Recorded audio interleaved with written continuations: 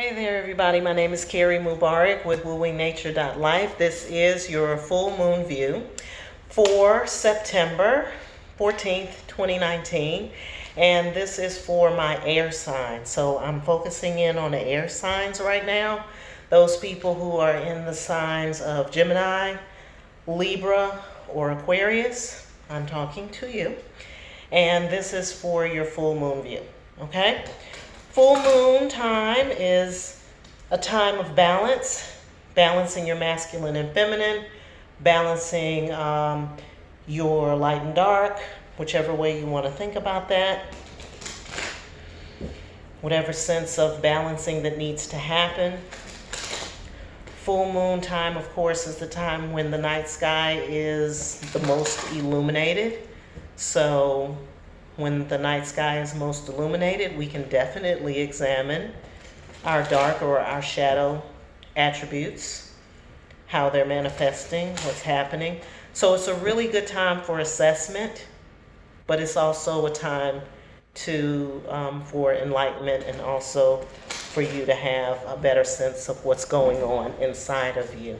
Okay?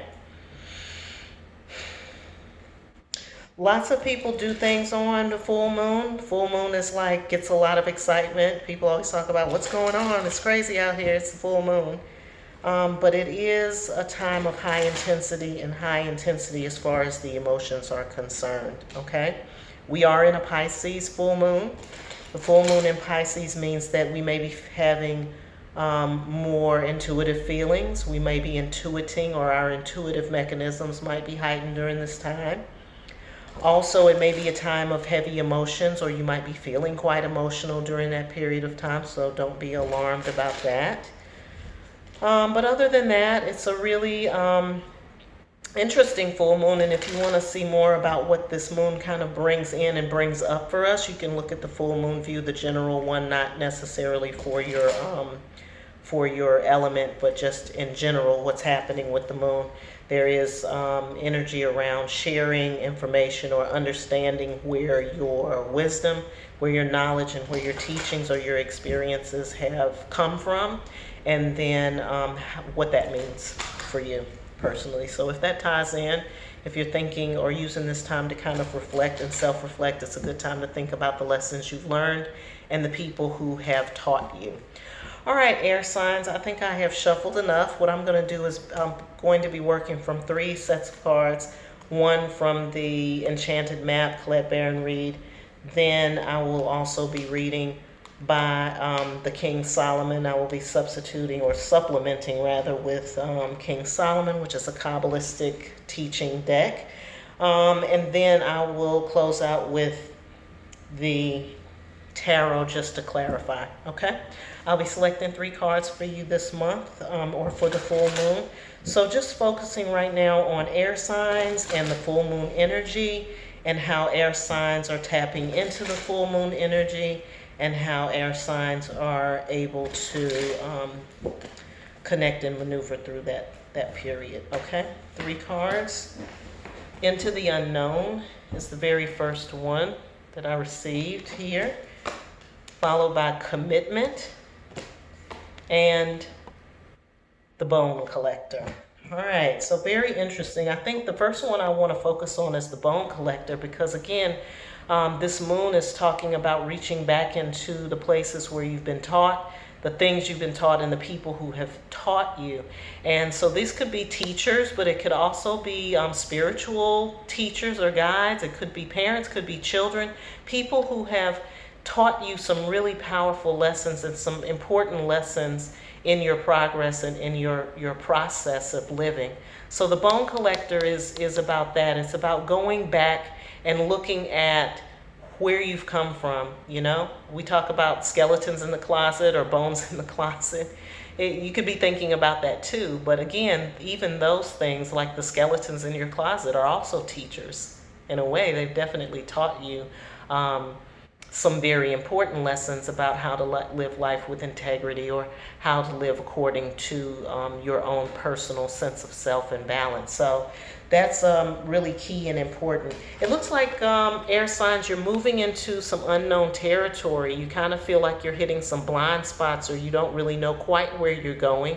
I think, air signs, this may be a little off-putting for you, because you all like to know where you're going. Like you like to kind of think ahead, and you like to have all of the pieces in place, and you want to know what's happening. I think that air signs would be the most likely to have an itinerary for every move that they make.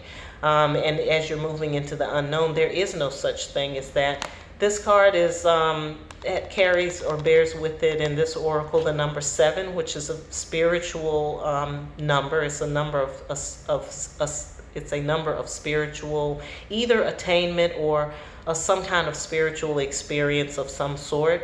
And so as you're moving into this place, just know that you're moving into a spirit zone. You're moving into moving more with spirit and less with your thoughts. Less with like you saying, okay, I'm going to do this first and this second, and having it made up in your mind what it is that you want to do. You can't make up in your mind what you're going to do right now, because you may be taken to some unknown, uncharted territories. Okay.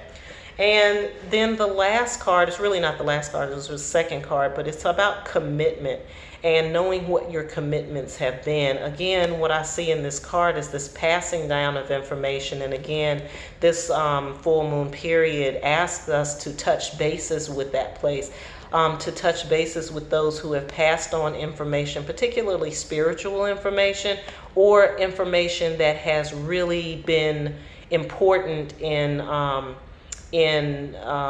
who you are, like what you have become over time since your birth. And then it's also looking at how that information gets shared, and the importance of that information, and that being a part of your total commitment down here on planet Earth, because all of us have a commitment on planet Earth. So it looks like it's some movement into the unknown, some uncharted territory for you that is requiring you to go back and look at your experiences thus far, how those experiences have shaped you, the people who were involved in those experiences and what they taught you, and then you will begin to see a little more clearly where you're going. Okay, air signs? All right, so I'm going to jump right to the King Solomon. King Solomon, as I said, is a Kabbalistic deck. It does come with some established meanings for each card and what it means, but I will share with you the images on the cards, because sometimes the images still can be very telling.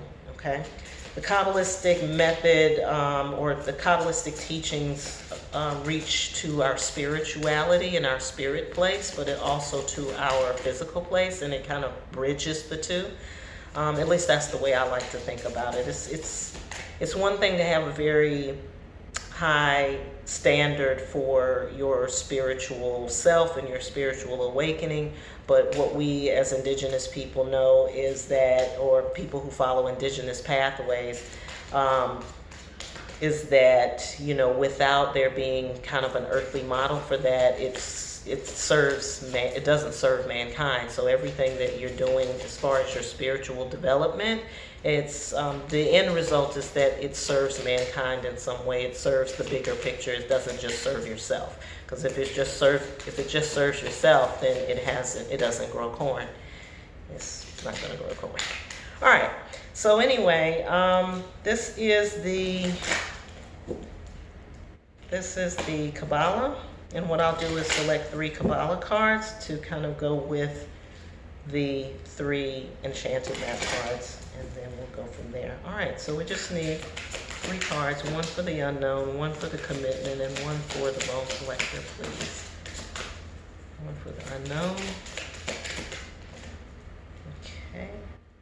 Well, I think I got all 3 of them at the same time. All right, so we have the number 11. We have, I'm sorry, didn't show you. We have the number 11. That looks like some flight. That definitely looks like these 2 parallels and balancing. Again, we talk about the yin and the yang, the shadow and the light. in reference to this full moon period, and we've got people moving between those. I think for me that's significant. We'll definitely look at the messaging that accompanies the oracle on that. But I'm definitely seeing right off the bat is these two pillars and that establishment of that which is earthly and that which is spiritual. And then, of course, we have this infinity, which charges as well as creates the balance between the two. So that, very important. All right, we also have the number 21. It did come in reverse, so we'll be reading the reverse of this, but I'll just let you take a look at that so you can see. It looks like something coming out of nowhere. It's definitely a path here and a doorway here. I'm seeing that, but I'm seeing all of these kind of magical little building blocks that seem to be appearing out of nowhere. Either you're feeding it into the space or either the space is feeding it into you. So again, I'm looking at experience and the experience of space, the experience of, or the experiences that you've had with space. I'm going to say that off the bat. And then we have another 7 card here. Definitely in the realm of spirituality. It looks like these people, I don't know, it looks like almost like a strange little conveyor belt, and people are making tea or, you know, being of service. Okay? So we talked about that as well a little bit, how your work can be of service. All right, so we're going to look at number 11 first. The first card, number 11, talks about compromise and tolerance, talks about forgiveness. Okay. The situation, if you're talking about a situation, it's taking, it talks about a naive approach, a lack of serious consideration for the problems that face you, a tendency to relinquish what you deserve, a tendency to give up on yourself, or a situation that requires flexibility and or compromise here. So it's talking about compromise. I don't want you to move away from, you know, what I was seeing intuitively as far as this card is concerned. But when they talk about a naive approach or lack of serious consideration for what's facing you, I don't feel like this card feels like taking things too seriously is the answer either. I think it's maybe taking more of a childlike approach, or at least that's what I'm seeing, like taking more, when they say a naive approach, I'm thinking more in terms of just being open to what the messages are and not trying to fixate on what you think it may mean. If you're talking about a person, we're talking about somebody who's giving up, who either easily forgives or who compromises or tends to gratify those people around them as opposed to themselves. The advice that's in this card says to yield.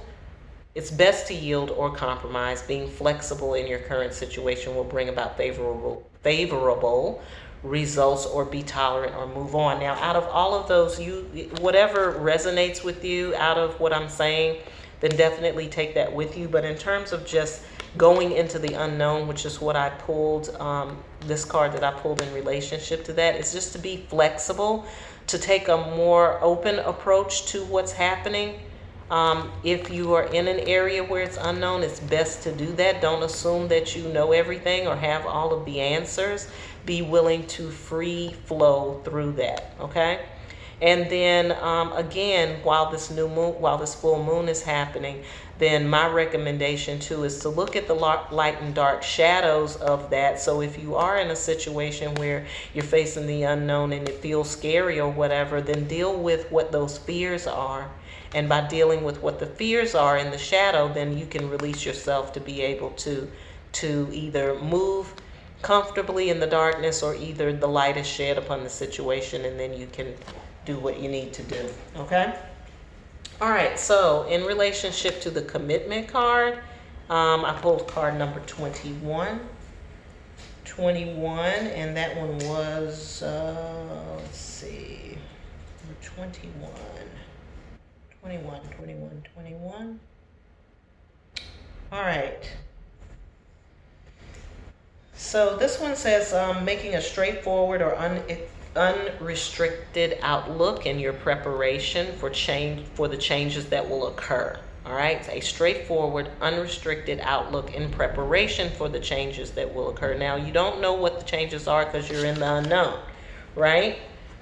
You're in the unknown, so it's maybe difficult for you to prepare for that, but you want to try to take a straightforward approach to anything that's coming at you.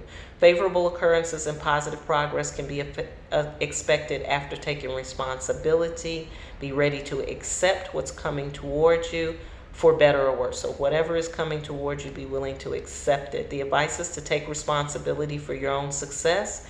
Examine all facets of the situation. Take a risk only after calculating every possible outcome, and behave responsibly and realistically. And I think that that's really good advice when you're talking about making commitments. Understanding your personal commitment, your individual commitment that is connected to your purpose, versus just committing to things that you probably that aren't aligned with your purpose. That's really an important lesson here right now. So it's being responsible is not just taking on a whole bunch of tasks for people that don't serve you. The commitment serves you, and it also serves others as well. Okay, good information there. And then we have the number 7. Have the number 7. All right, and this is in this position where we talked about the bone collector, where we talked about your experiences from the past, what you've learned, etc. It talks about fertility and family. So I will say this, that in the month of September, period, the whole month of September, and looking at the astrology of September, there's a lot of indications around family and family communication. So if this applies to you, then I would definitely look at the experiences of family and how the people in your family have shaped your own personal experience as a tool or as a measure of assessing where you are right now, and then assessing what the next stages are for yourself. As a person, if these are people, we're talking about family members or family-oriented people, the advice is to do good deeds for your family and children and give willingly to a family member. So if you want to put this into practice, this effort of connecting to your familial experiences, and then you want to also give in some kind of way, then do something special for a family member during this full moon period, and that may it may make a huge difference, particularly if you're having an issue with a family member. It would be good to give something, and then by giving, then what you're doing basically is establishing a pattern of forgiveness or a gesture toward forgiveness. All right, so moving on to the tarot, I'm just going to ask the tarot if there's additional information that we need in relationship to this reading. We have the Three of Cups. The Three of Cups is about joining.